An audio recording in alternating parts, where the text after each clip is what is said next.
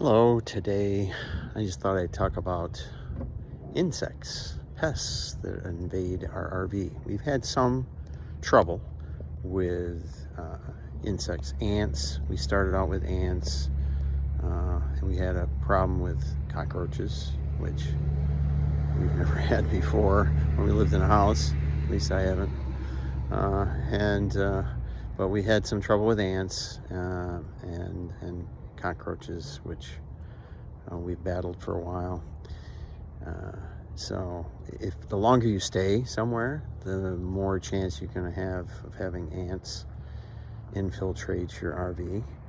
And what I do to combat that is I use a liquid spray around every contact point to the ground, and cockroaches are harder.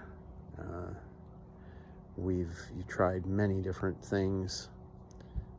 We've been able to limit the amount that we see, but we have still once in a while see one, and we're not sure exactly where they're hiding. There's lots of places in an RV to hide for a bug.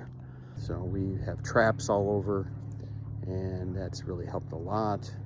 And we've used some of the paste, and of course I've tried spray, but I don't think we've completely beat them yet.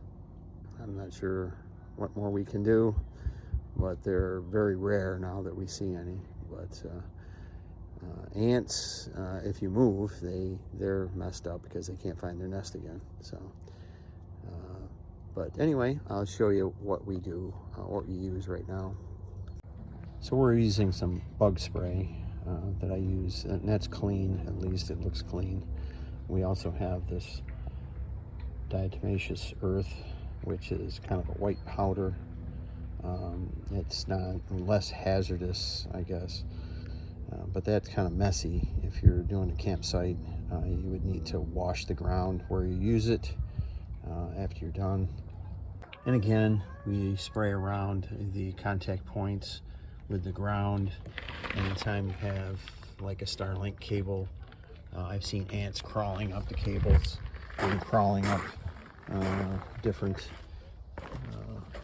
cords and hoses where they touch the ground. So if you spray, these hoses or cables where they meet the ground, that's a deterrent. You also have the axles themselves, the tires.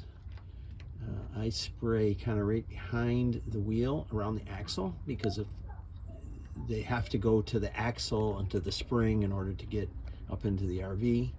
So that's where I go and spray, rather than spraying it on the rubber of the tire or the ground around it.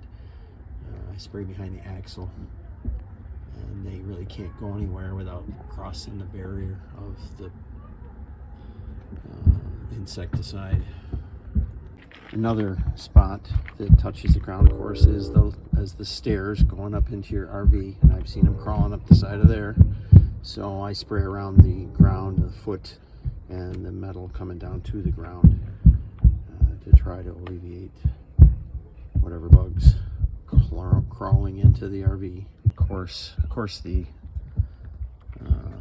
probably the last place that I deal with is the jack post itself, and that I usually spray just around the ground at the base of this.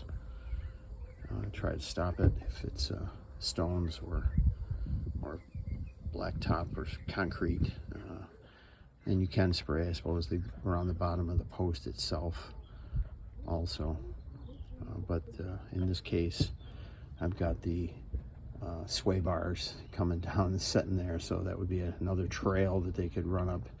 So that's why I usually focus on the block and the ground around the block for the jack. And I almost forgot, also, I've seen them crawling up.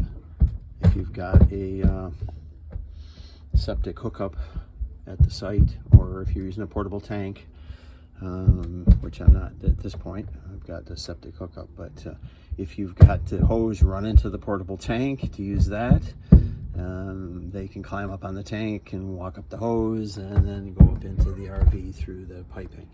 So we need to be careful there. Spray the piping.